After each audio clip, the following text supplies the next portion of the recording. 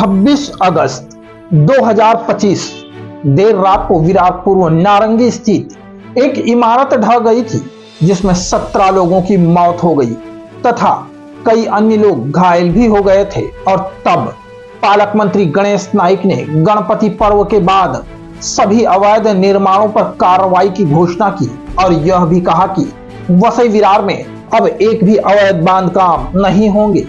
माननीय सूर्यवंशी साहेबांच्या हे गणपती झाल्यानंतर एकही अनधिकृत बांधकामाची साईट शिल्लक राहणार नाही, याचा बंदोबस्त त्यांनी करायचं ठरवलं नाही आणि म्हणून याच्या पुढे वसई विरारमध्ये अनधिकृत बांधकाम होणार नाही। याच्या पुढे वसई विरारमध्ये अनधिकृत बांधकाम होणार नाही। याच्या पुढे वसई विरारमध्ये अनधिकृत बांधकाम होणार नाही। उसके साथ ही मनपा द्वारा सभी प्रभागों के अंतर्गत चलने वाले तमाम अवैध निर्माणों पर कार्रवाई करने की मंशा से लगभग 50 लोगों की एक टीम नियुक्त की गई, जिसके चलते तमाम अवैध निर्माणकर्ताओं में भय का माहौल पैदा हो गया था। और उसी के तहत पेल्हार प्रभाग अंतर्गत आने वाले चौधरी कंपाउंड में खुलेआम बेरोक-टोक एक इंडस्ट्रियल गाला बनाया जा रहा था। वहीं इसे जल्दी जल्दी पूरा करने के चलते दिन रात इसका काम कराया जा रहा था। वहीं जल्दी जल्दी इसका निर्माण कार्य पूरा करने की मंशा से इस इंडस्ट्रियल गाले की बाहरी दीवारों पर जल्दी जल्दी गीले सीमेंट के प्लास्टर पर ही पेंट कर दिया गया और आनन फानन में शटर भी लगा दी गई, जिससे ऐसा लगे कि यह गाला पुराना है और काफी पहले बनकर तैयार हुआ है। और यह सब मनपा अधिकारियों को गुमराह करने के लिए ही किया जा रहा था।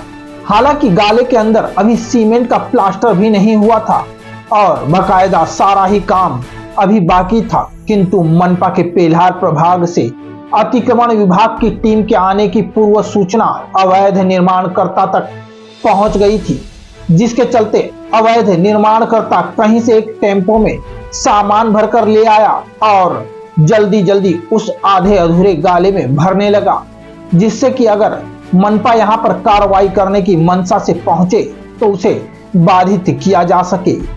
अब आप इस वीडियो को ध्यान से देखिए कि किस तरह आधे अधूरे बने गाले में जल्दी जल्दी से सामान भरा जा रहा है। इस अवैध निर्माण को आप ध्यान से देखिए कि बाहर तक लगे बांबू साबित करते हैं कि अभी इस अवैध इंडस्ट्रियल गाले के अंदर का काम बाकी है। आपको बता दें कि इस गाले पर बाहर की ओर से पेंट भी आज सुबह ही हुआ है और यह शटर भी आज ही लगाया गया है। वहीं मनपा द्वारा चौधरी कंपाउंड में ही जब कुछ पुरानी दीवारों पर कार्रवाई करने के बाद आखिरकार जब मनपा की जेसीबी इस नए बने इंडस्ट्रियल गाले के नजदीक पहुंचती है, तो देखिए कि आखिर किस तरह से अवैध निर्माणकर्ता साहिल मनपा प्रशासन को गालियां देते हुए धमकाता हुआ नजर आ रहा है।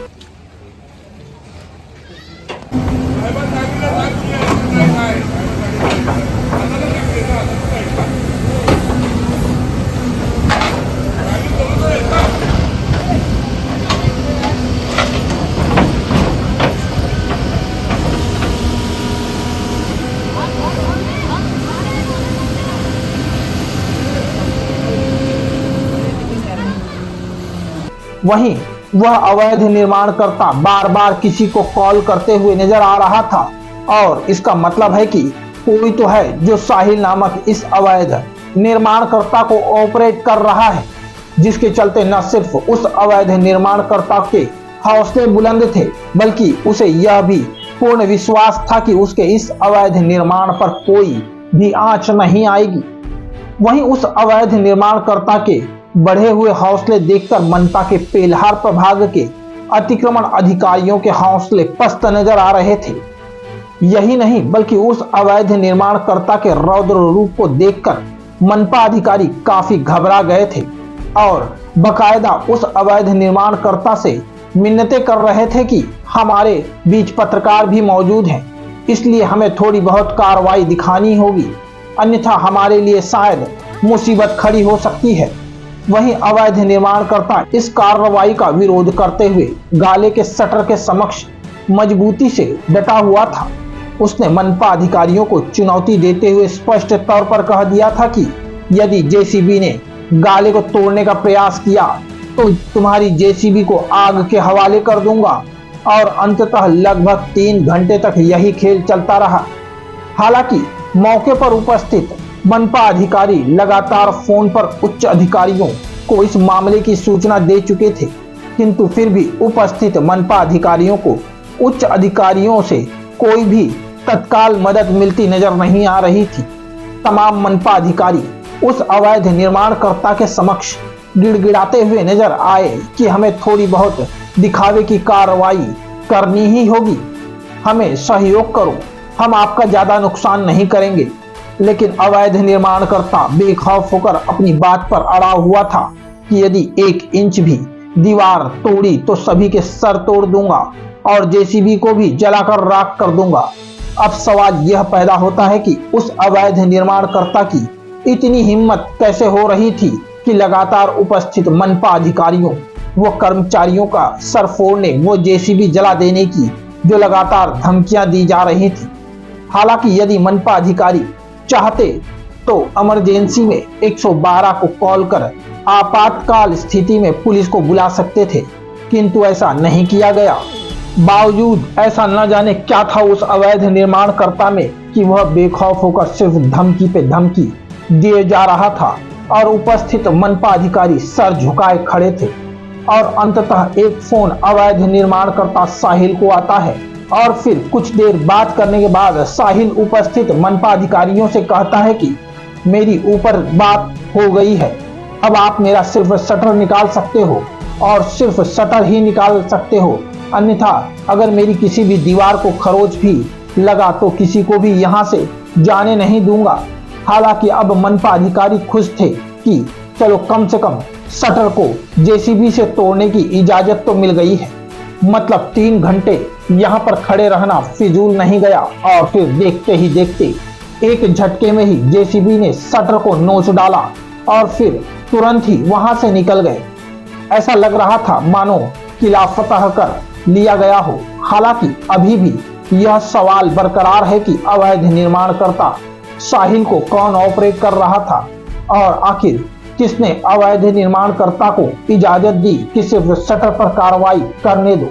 हालांकि मनपा की इस शर्मनाक तुरंत कार्रवाई से नवनियुक्त आयुक्त मनोज सूर्यवंशी को भी थोड़ी सी शर्म आनी चाहिए कि 2 टके का एक अवैध निर्माणकर्ता लगभग 3 घंटे तक लगातार मनपा की कार्रवाई को रोककर जेसीबी जला देने की धमकी देता है तथा उपस्थित मनपा अधिकारियों के सर फोड़ देने की धमकी देता है। और मनपा प्रशासन संपूर्ण जानकारी होने के बावजूद भी हाथ पर हाथ रखे बैठा है। मनपा प्रशासन को यह नहीं भूलना चाहिए कि पेल्हार प्रभाग को भूमाफियाओं का गढ़ कहा जाता है और जब मनपा इस छोटे से अवैध निर्माणकर्ता के समक्ष इतनी मजबूर नजर आ रही है तो फिर पेल्हार प्रभाग अंतर्गत अन्य भूमाफियाओं द्वारा बनाए गए तमाम बड़े बड़े अवैध निर्माणों पर कार्रवाई कैसे होगी।